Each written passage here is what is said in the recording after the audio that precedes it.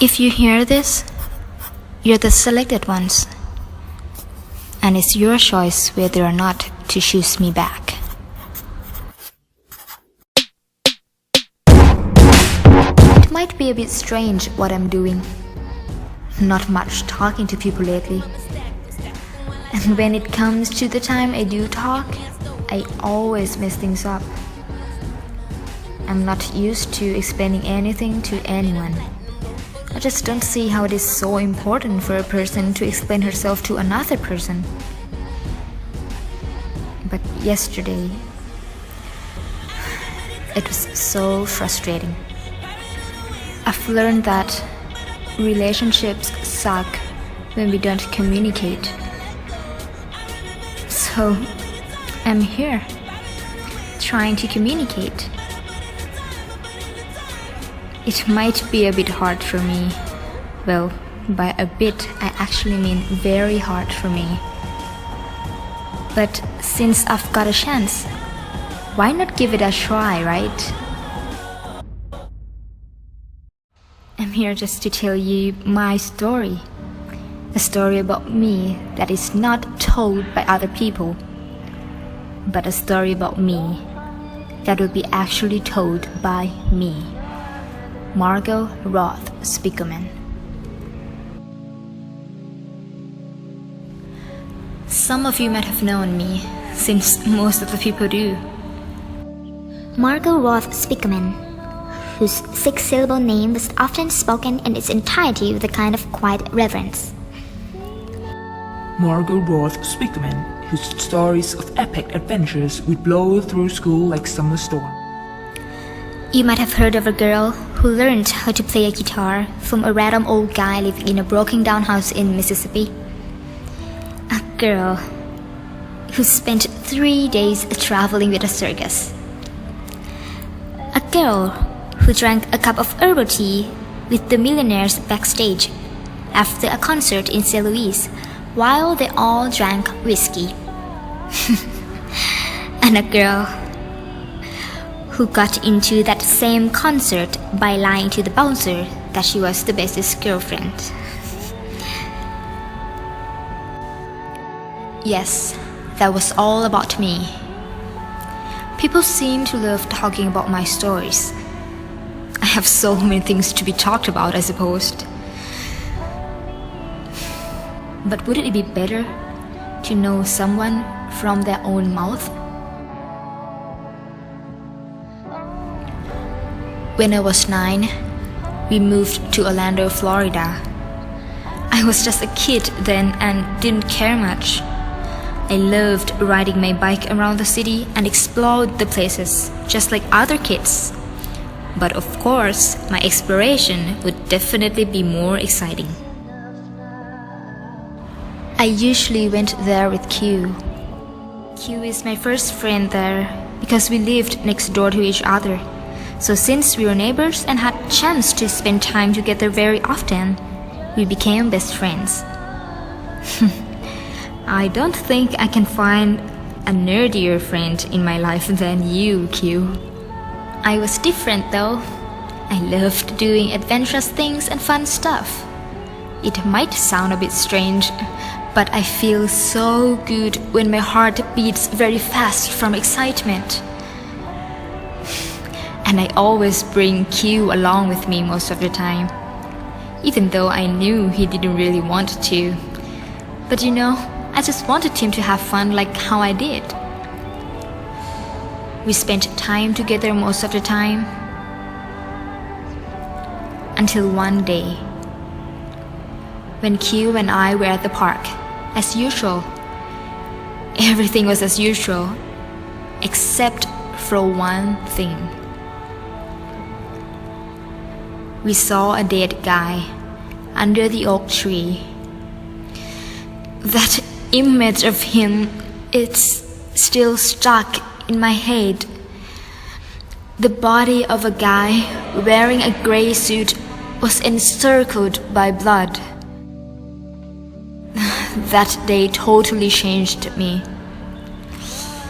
As a girl, standing in front of a dead guy made me question many things in my head. I wasn't scared or anything. I was just desperate. Have you ever seen a dead person and just think, why are we here? Why do we actually exist in this world? I was thinking, what if one day all the strings inside me broke just like him? And is this what life really is? College, career, marriage, house, money, and ending up like that? That was not a life I would ever wanted to live. So many things were in my head. At the same moment, I saw clearly the difference between me and my best friend Q. Oh, Q, you were very scared, I know. I realized that your life may be better without me. You wouldn't have anyone to encourage you to do all the adventurous things you did not like. So I decided that I should let him go and enjoy his world, while I will explore my own world as well. So after that night, I never got in touch with him again, until 9 years later, when I decided to leave Orlando. I went to him again. You might think I'm selfish and didn't care how he would feel at all. Well, who is not selfish? I might be selfish, but I did care about him. I did think about it very carefully. He himself might think I was weird or crazy, appearing one night to ask for help after living like strangers for 9 years. I don't blame him for that either, because like I told you, I never explain things. And I guess that's part of why people always misunderstand me. Oh, for the reason I wanted to leave Orlando? Well, it's quite hard for me to identify. I can't exactly tell whether it's the people or the place, because for me, they're all the same thing. The thing I surely know is that I hate myself staying there. I felt like I'm not really me and I don't really know who I am. So I wrote all my plans in this notebook. I hated talking and explaining things to people, which makes writing means so much to me, if you know what I mean. The plan of me leaving Orlando took me about a year, and then it came to the day I decided to leave.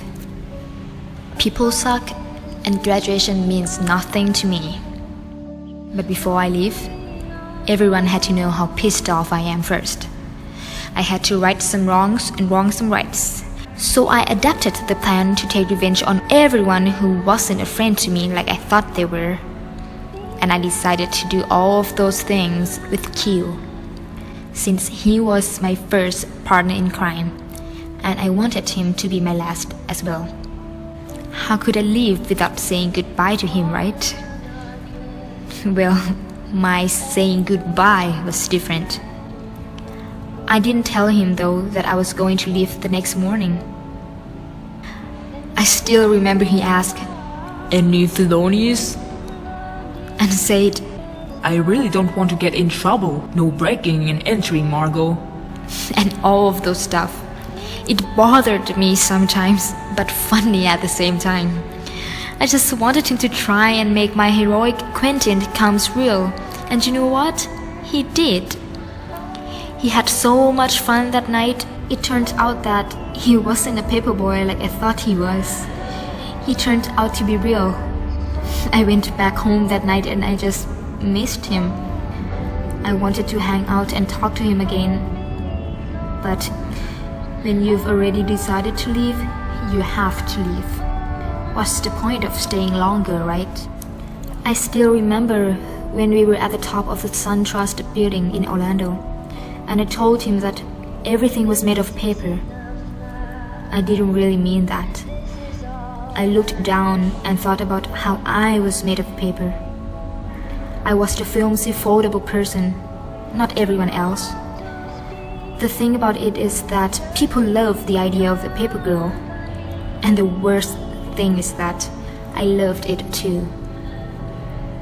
So I was very sure then that I really need to leave. But then at the last second, I had the idea to leave one clue for Q. The clue is the address that would lead him to Osprey, the abandoned mini-mall, a secret place where I love to hang out and write plans. I wanted to pass on this important place to him so that he will be braver and feel the world like how he should have been feeling. After I leave the clue, I left to Aglo. The only reason I chose Aglo is because it's a paper town. A paper town for a paper girl. I stayed in a barn in Aglo for almost 3 weeks. I spent my time reading and writing more plans. You might think I'm selfish and didn't care about anyone. Well, just so you know, as I was writing more plans, I was reading my old stories as I went. And it made me miss people in Orlando very much. My mom, my dad, even though I hated them sometimes for how they always act like I'm a kid who needs attention, I still missed them. And Ruthie, my adorable sister. And of course, Q. Yesterday was my last day staying there. Do you know what happened? Q appeared at the barn. I was shocked and mad and confused. No one knew I was there. I didn't tell anyone as I didn't want anyone to know. He came in and yelled at me that everyone was worried about me. I thought for sure there was a good reason why you never got in touch with anyone after that night, and this is a good reason? So you can live like a bum? I left the only way I could leave, so that you would get to be you and everybody would get to be everybody, and I would get to be me. I didn't get to be me, Margo. I thought you were dead, and I had to do all kinds of crap that I would never do. You didn't come here to make sure I was okay. You came here just to save poor little Margo for her troubled little self, so that I would be also thankful to my knight in shining armor. Bullshit! You were just playing with us, weren't you? You wanted to make sure that even after you left to have fun, you were still the axis I spun around. I was very angry, and I knew he was very pissed off. And I'm sure he was not even pissed at me. He was pissed at the idea of me he kept inside his brain from when he was little. He thought I left because I wanted him to come and find me. He said he thought I felt the same way as him. He misunderstood everything. Everything. He was the only one who made me want to explain things. I felt very uneasy. I tried to explain him about everything. It was my very first time explaining something this serious. But it meant nothing. He said he didn't want to listen to my lies and nonsense stories anymore. He told me to enjoy my drama life in Aglo, and he just left. I was not sad that he left. I was actually glad. Because you know, I wasn't really me when I was with him. And I hate that feeling. I kind of hate what I'm doing right now as well, to be honest. Margo? Margo! My true self is calling me now. I don't really know whether what I was telling you made any sense at all, but I've tried my best.